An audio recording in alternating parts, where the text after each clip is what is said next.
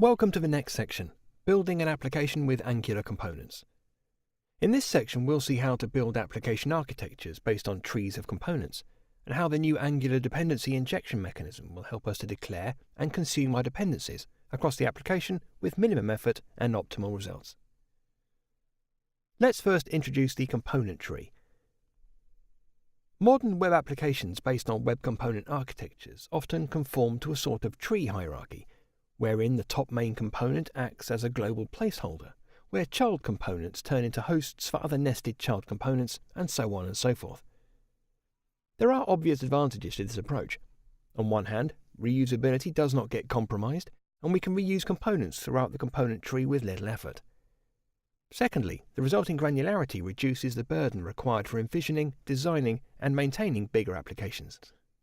We can simply focus on a single piece of UI, and then wrap its functionality around new layers of abstraction until we wrap up a full-blown application from the ground up.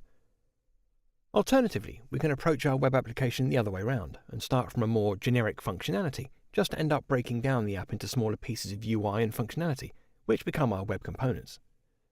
The latter has become the most common approach when building component-based architectures. We'll stick to it for the rest of the course, undertaking architectures as the one depicted here. For the sake of clarity, this section will just borrow code we wrote in the previous sections, and we'll deconstruct it into a component hierarchy.